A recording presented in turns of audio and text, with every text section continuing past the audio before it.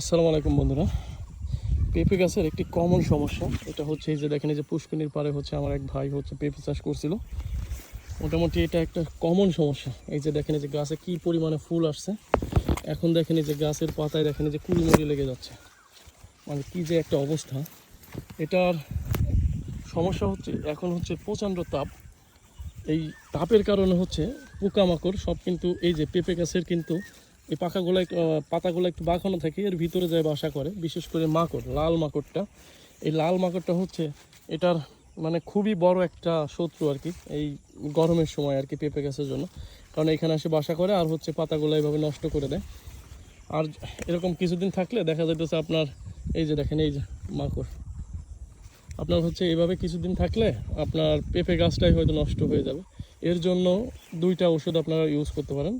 আমি যেটা করি আর কি, জৈব বালাইনাশকের হচ্ছে একটা হচ্ছে ফিজিমাইট, এটা হচ্ছে সাদা মাছির জন্য, আর একটা হচ্ছে ম্যাকটিন প্লাস, এটা হচ্ছে লাল মাকড়ের জন্য।